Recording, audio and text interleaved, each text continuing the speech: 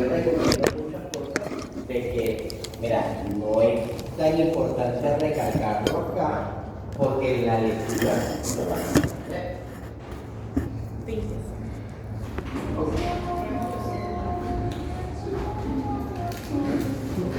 No, no te va a pasar. Ok, la glándula tiroides. ¿Para qué sirve la glándula tiroides? Para secretar hormonas. Para producir hormonas. Ajá. ¿Cuáles hormonas? T3 y T4. T4, T3, TSH. No, T3 y T4. O sea, pero las estimulan también. La calcitonina también es una hormona. ¿Alguien sufre de hipotiroidismo? De hipertiroidismo. Familias que sufren de hipotiroidismo. Toman, lo más conocido es el medicamento que son hormonas sintéticas de la tiroides. Una función básica de la glándula tiroides, ¿cuál es? No, bueno, no tan básico. ¿Para qué sirven esas hormonas? Para el nivel del metabolismo. Ellas intervienen totalmente en el control del metabolismo, para aumentar el metabolismo, para la glándula tiroides, situada justo por debajo de la laringe y a ambos lados y por delante de la tráquea. El tiroides secreta dos hormonas importantes, la tiroxina, que es la T4, y la triiodotironina, que es la T3. Las glándulas tiroides también secreta la calcitonina. La calcitonina se encarga de controlar los niveles de calcio. ¿Cómo? La absorción de calcio. Bueno, investiga. La glándula, la que tú estás diciendo, es la paratiroides. La glándula tiroides, bueno, un poquito de su composición, se compone de un elevado número de folículos cerrados, que es lo que vemos acá en la imagen, esas figuras internas de las células, coloración como un blanco un poco más opaco.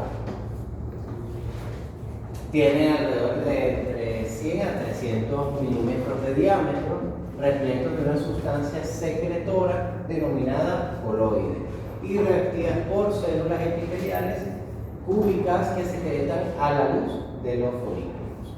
El componente principal del coloide es una glucoproteína que se llama tiroglobulina, cuya molécula contiene entonces las hormonas de tiroides.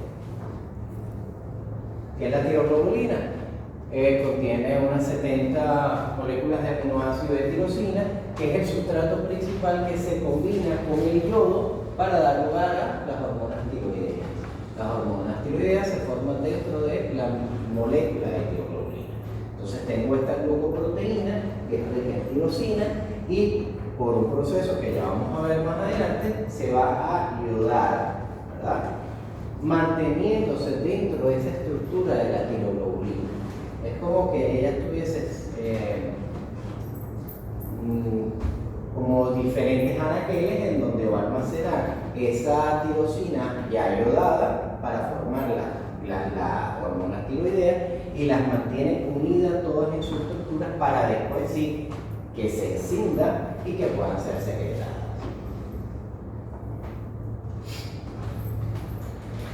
Para la formación de las hormonas tiroideas, ¿verdad?, necesitamos en primer lugar oxidar ese iodo.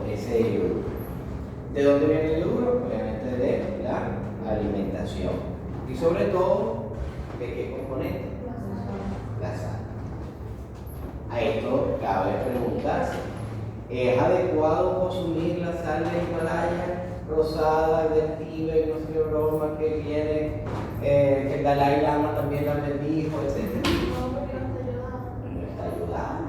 Esta dinámica ahorita que se está dando de no vamos a consumir sal marina porque es más saludable, porque tiene menos sodio, y neutraliza el sodio.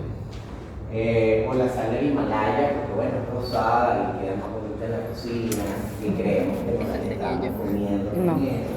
Y qué chévere que fitness hoy. No es adecuado porque puede entonces traer deficiencia de yodo y a su vez entonces deficiencia de hormonas tiroideas. Entonces digamos, no, me agarré y me decía, no, yo le doy sal yodada sal marina a mí. Y cuando no la consigo, bueno, es que utilizo la sal de misa, pero ando sufriendo y la busco donde sea. Y yo, le digo, bueno, para de sufrir, para de sufrir y darle la sal normal, porque la sal que le estás dando, más bien es dañina para él, porque no tiene. Y además de la oxidación, entonces vamos a ver un proceso de iodación de la tirosina. ¿Pueden visualizar bien la imagen? Sí. Ok. Vemos que entonces esta es la célula de la glándula tiroides, en donde están unas vellosidades que dan hacia la luz del folículo y la parte posterior que es hacia el torrente sanguíneo. Fíjense que la oxidación del yoduro se realiza por medio de una enzima peroxidasa que logra entonces oxidarla para que ese yoduro esté como activo para poder unirse entonces a la tirosina. ¿Cómo se absorbe este yoduro a nivel de la célula? Hay un cotransporte con el sodio y un contratransporte con el cloro a nivel ya apical de la célula, es decir, en su extremo hacia el folículo. Este cotransporte con el sodio viene dado gracias a una diferencia de concentraciones generadas por la bomba sodio-potasio ATPase. ¿Otra cosita? Ok. Una vez que es oxidado este yodo, ¿verdad? Este yoduro se une entonces al aminoácido tirosina. Esta tirosina, ¿verdad? Va a estar unida, se une a este yoduro y forman entonces complejos de monoyodotirosina, diyodotirosina, forman la tetrayodotirosina, que es la tirosina, o la triyodotironina, que es la T3, la T4 y la T3 respectivamente. Obviamente, cuando hay una diyodotirosina y se une una monoyodotirosina, estamos formando entonces la triyodotirosina. Y cuando se forman se unen dos tirosina, se forma entonces la tiroxina, que es la T4. Eso es fácil, ¿ok? Un trabalengua. Perfecto. Ok. Se comprende de la célula, ¿verdad? Una vez dentro de a nivel del coloide, que se forma entonces las hormonas tiroideas por la iodación de la tirosina. Esta tiroglobulina, ¿verdad? Que es la que tiene almacenado estas moléculas de la hormona, es absorbida a la célula por medio de un mecanismo de pinocitosis. Vemos en la parte de abajo como hay como especie de una hoz en donde se forma una vesícula pinocítica, ¿verdad? Que atrapa entonces parte de ese coloide que me estoy atrayendo hacia la célula, entonces tiroglobulina, que tiene las hormonas. Entre ellas, como vemos ahí, tengo las monos, las DIS, T3, T4, etc. Una vez dentro de la célula, ¿verdad? Hay una proteasa, ¿verdad? Que cinde, es decir, que rompe esos enlaces que se crean por de la tiroglobulina con la tirosina iodada para entonces liberar esos monómeros que son las hormonas tiroideas. Se va a liberar T3, se va a liberar T4 y las otras unidades. Sin embargo, de la célula va a salir solamente la T3 y la T4. En mayor medida va a salir la T4, se forma en mayor medida ese tipo de hormonas. Van a leer en la literatura que la que tiene un mayor efecto realmente a nivel de acción, aunque las dos tienen, va a ser la T3, porque en última instancia la T4 se va a romper la molécula para que se convierta en T3 y pueda realizar su acción dentro de la célula. ¿Estamos claros con la síntesis de la hormona tiroidea? Aquí les traigo, yo vi esta idea, pues, recuerda la bioquímica. Bueno, la química de la formación de las hormonas tiroideas, como una peroxidasa interviene entonces en la formación entre la tirosina iodada y la unión de otras tirosinas para la monoyodotirosina y luego va transformándose en monoandiyodo, etc. hasta formar ya la triiodotironina y la tirosina como tal.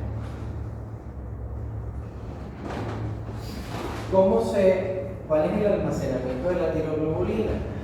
Las glándulas tiroides es la única glándula endocrina que posee la capacidad de almacenar grandes cantidades de hormonas.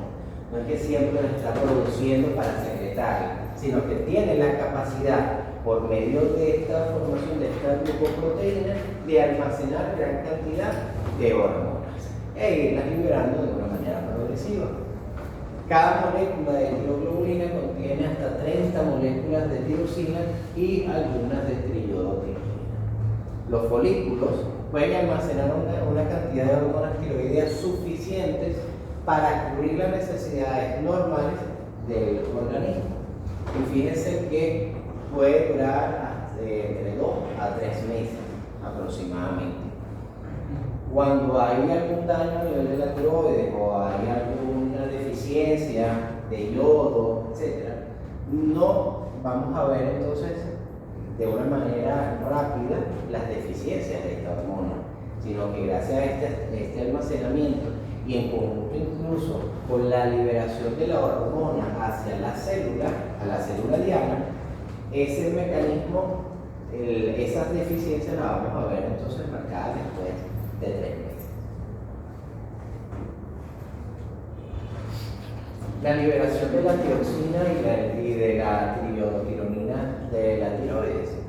La tiroglobulina no se libera a la sangre circulante en cantidades mesurables, es decir, en grandes cantidades, sino que es preciso, en primer lugar, que la tirosina y la triiodotironina se excingan, como les he explicado, de la molécula de tiroglobulina. Ambas se secretan de forma libre. ¿Qué quiere decir? Que dentro de la célula de la glándula tiroides, para que pueda salir entonces la T3 y la T4, tiene que haber una separación probablemente de esta tiroglobulina. Y esa separación, hay gran afinidad entre los enlaces que se forman y por eso se libera de una manera lenta. La superficie apical de las células tiroideas emite extensiones en forma de pseudópodos que rodean las pequeñas porciones del coloide, constituyendo vesículas epinocitosas. Dentro de la célula, entonces esas vesículas van a formar toda una estructura con los lisosomas para que las lisosimas puedan entonces empezar a actuar en ella y empezar a separar las hormonas tiroideas de la molécula de tiroides. Luego estas difunden a través de las bases de la célula de tiroides hacia los capilares circundantes y de este modo pasan después a la sangre. Esta tirosina y la triiodotironina no van a ir libremente, sino que se van a unir a unas proteínas plasmáticas para su transporte. La gran mayoría se va a unir a una proteína que se llama globulina fijadora de la tirosina. Y también se puede unir, pero en menor medida, entonces a la prealbúmina y a la albúmina. Funciones de las hormonas tiroideas. Las hormonas tiroideas aumentan la transcripción de una gran cantidad de genes. ¿Dónde están ubicadas los receptores de las hormonas tiroideas? Están en el núcleo. Estas hormonas pueden entonces pasar libremente por la membrana, pasar el citoplasma y llegar al núcleo. Y ellas, como decíamos al principio, tienen mucho que ver con la parte de los cambios a nivel metabólico, aumentar o disminuir el metabolismo, es decir, control metabólico. ¿Cómo va a controlar metabólicamente entonces? Directamente en la expresión de genes para su transcripción. Las hormonas tiroideas aumentan la actividad metabólica celular, ya sabemos. Hay un efecto de las hormonas tiroideas sobre el crecimiento, ¿verdad? Estimula entonces la secreción de la hormona de crecimiento. Y tiene efectos también de la hormona sobre el mecanismo corporal específico, como estimulación del metabolismo a nivel de los hidratos de carbono, estimulación del metabolismo de los lípidos, efectos sobre los lípidos plasmáticos y hepáticos, mayor necesidad de vitaminas, aumento del metabolismo basal y disminución del peso corporal. Sin embargo, es un poco discutible porque muchas veces vemos una persona que si uno tiene una patología, tiene hipertiroidismo, es decir, produce mayor cantidad de ¿qué? De hormonas tiroideas.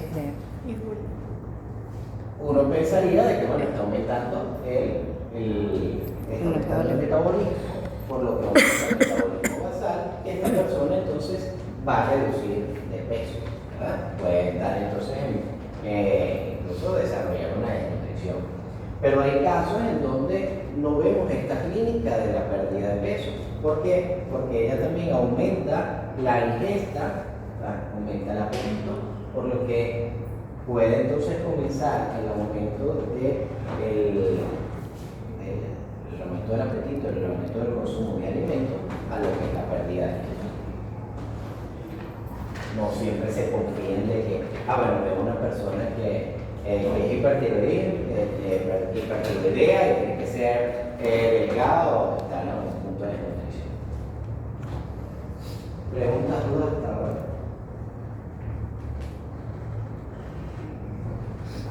Aquí les traía para que se como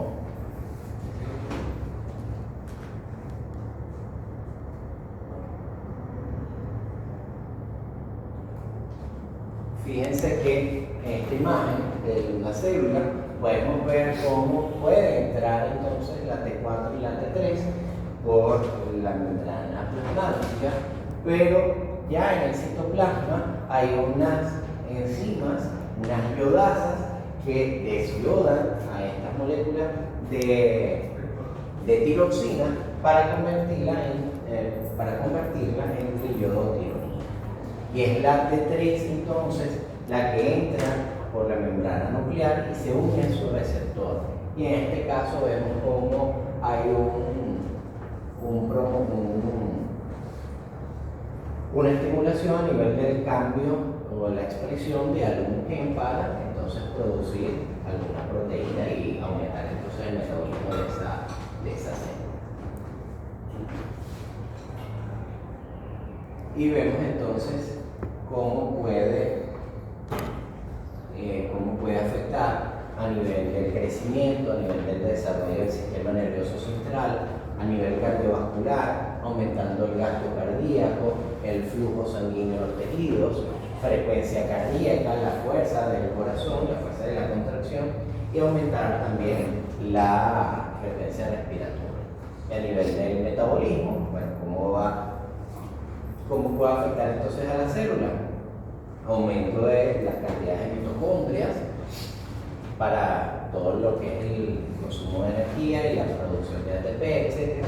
el aumento de proteínas como la sodio, potasio, tepiasa, aumento del consumo de oxígeno, aumentar la expresión de la glucosa, aumento de la gluconeogénesis, aumento de la glucogenólisis, aumento de la lipólisis, aumento de síntesis de proteínas y aumento de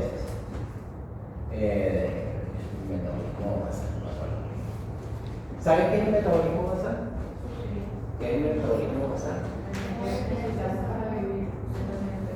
Es la energía, es lo mínimo que yo necesito para mantenerme en vida, ni siquiera para moverme, sino para. ¿Cómo? Esto es una de las cosas importantes porque a veces vemos dieta por ahí loca en donde se calcula incluso una cantidad de calorías menor al metabolismo basal. ¿Creen ustedes que eso sería adecuado? Sí, yo tengo. Sí, y a eso me acordó mucho el doctor Nausara de Kilos Mortales, que a todo el mundo le daba una dieta de 1200. Sí, pero si tú pesas 150 kilos, o sea, tienes una masa corporal mucho mayor que otras personas y tu metabolismo basal no va a ser 100%. O sea, es algo que bueno, esto puede ser. ¿Preguntas, dudas?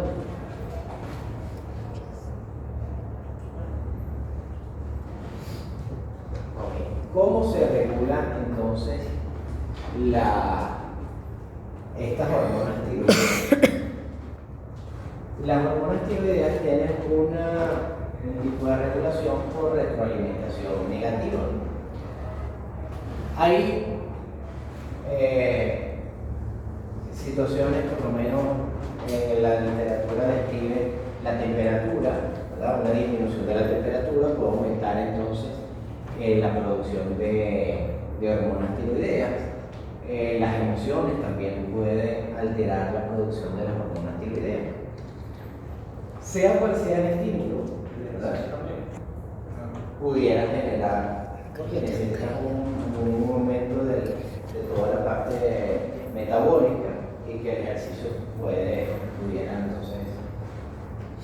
Sea cual sea el estímulo, hay una estimulación a nivel del hipotálamo que se va a producir una hormona que es la DRH, que es la hormona liberadora de tiroides. Esta va entonces a estimular a la hipófisis para la producción de una hormona que es la TSH, que es la hormona estimulante de la tiroides o de la tirosina. Esta hormona entonces viaja a la tiroides para estimular la producción, aumento entonces de la captación de yodo, aumento de la iodación, aumento de la captación de tirosina para la formación entonces de todas las T3 y de las T4. Una vez que se producen las T3 y las T4, ellas van a viajar al órgano diana, ¿verdad? Y ahí tienen receptores básicamente en todas las células de nuestro organismo. Viajan a la célula diana, cumplen su acción, pero también esa cantidad de T3 y de T4 que ha sido liberada a la sangre va a llegar nuevamente hacia a nivel del sistema nervioso y va a ocasionar que a nivel del hipotálamo se deje de producir entonces la DRH, la hormona liberadora, y también a nivel de la hipófisis para que se inhiba la producción de la hormona estimulante de la tiroides, la TSH. Incluso la TSH tiene por ese sistema portal entre el hipotálamo y la hipófisis, tiene la facultad de, al producirse, llega al hipotálamo para entonces disminuir la producción de la hormona liberadora. Esto porque, si imagínense que se cambiaran entonces los papeles y fuera una retroalimentación positiva, en donde cada uno estimula aún más la liberación. Entonces la T4 y la T3 estimulan más la liberación de la TSH y de la TRH. Entonces el metabolismo se volvería alto. Una vez producida, que tienen su acción, ellas entonces van a estimular para que, de una manera negativa, de, hey, mira, ya yo estoy cumpliendo mi acción, frena, no sigas estimulando mi producción. ¿Verdad? Tanto a nivel del hipotálamo como a nivel de la de. ¿Preguntas, dudas? ¿Se comprende la regulación? Podemos ver a nivel patológico, eso ya lo van a ver después en el próximo semestre, como alergia. que nosotros podemos agarrar y tener una normalidad en cuanto a esta regulación. Y puedo tener una T3 y una T4 normal, pero entonces tengo una TSH elevada, o una T3 y una T4 baja y una TSH elevada. Entonces son síntomas de un hipotiroidismo, o síntomas realmente de un hipotiroidismo. Cuando vemos los resultados de los exámenes, vemos entonces esa TSH elevada, aunque la T3 y la T4 esté normal, o están bajas y la TSH está. O hay pruebas mucho más específicas, podemos estar desarrollando anticuerpos que destruyen entonces esos folículos de la glándula tiroides y no se están produciendo la tiroides. Eso se llama, si mal no recuerdo, hipotiroidismo de Hashimoto. Es muy común que el paciente te dice, no, yo tengo Hashimoto. Usted ya sabe que es un hipotiroidismo, que son anticuerpos que están generando el daño y están destruyendo la tiroides. Y obviamente es un paciente que hay que controlar con una terapia hormonal de tipo. ¿Preguntas, dudas? La causa de ese. Inmune. Nunca no. Sí, es inmune.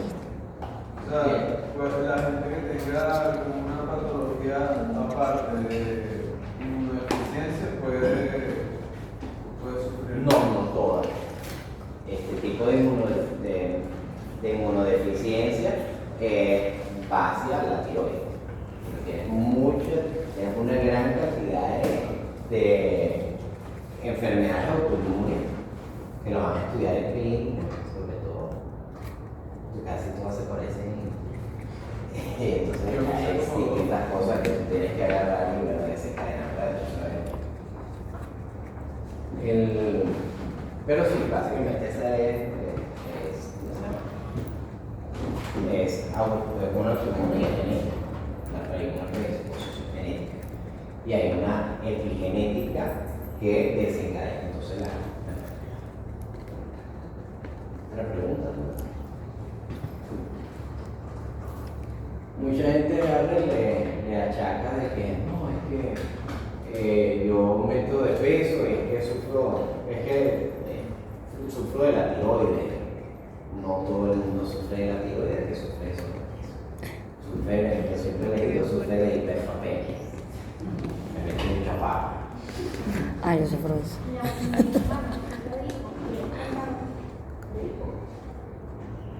Bueno, es que mucha gente te dice, ay, no, es que tengo problemas hormonales y entonces, o debo tener problemas hormonales, o básicos. Es que estoy reteniendo líquidos.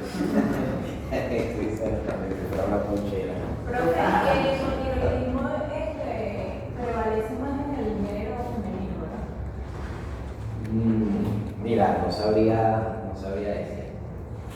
Ese ya, cuando de fisiopatología, hay enfermedades que sí predominan en un sexo Sí, o yo he en escuchado otro. que prevalece más en el También femenino. la Incluso jóvenes etnia. de la tiroides.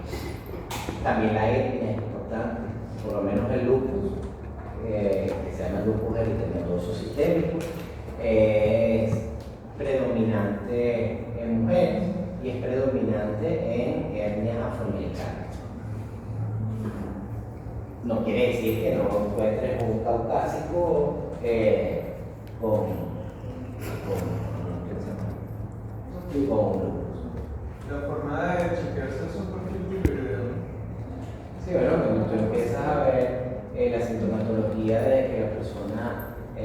siempre está somnolienta, el aumento de peso, disminución del apetito, a veces cambios a nivel de las mujeres, a nivel del periodo menstrual.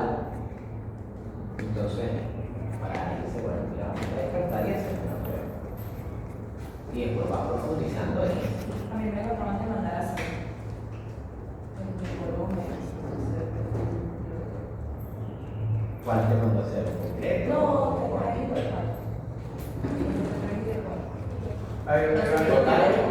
Total libre. Hay varios tipos de video. Sí, está uno básico que es el TSH y T4. Hay otro que es TSH y T3 y T4 total y libre. Y están estas más anticuerpos. El último es más completo. Sí, porque entonces ya, bueno, vamos a descubrir, es algo autoinmune que está destruyendo o simplemente hay problemas a nivel de los receptores. O pueden tener problemas a nivel de receptores en la glándula tiroidea hacia la TSH. Entonces hay una resistencia a la TSH. Se está produciendo, pero no logra hacer su acción. Por tanto, si no hay una estimulación, de 3 y 4 afecta más. ¿Se comprende? Una deficiencia de yodo, Puede ser una deficiencia de yodo, por eso el programa de la iodación de la sal. Porque se ve, ¿no? No me acuerdo en qué década ya, por lo menos aquí en Venezuela, que se veía en los países, los estados andinos, todas esas regiones tenían un bocio endémico. Y resulta hasta que cuando empezaron a investigar se dieron cuenta de que había una deficiencia del consumo de alimentos ricos en yodo. Y al suplementarlos entonces con yodo, vieron que mejoraba entonces esa patología. ¿Cuál es el alimento de los alimentos que más se consumía y que podía recibir este nutriente? La sal. Y entonces se quedó toda ese programa nacional y bueno, internacional de la iodación de la sal. Pero vienen gente ridícula como, no sé si Sacha Fitness. Y entonces, no, porque yo compro la sal del Himalaya, porque yo soy fitness, además tengo plata para comprar y eso es como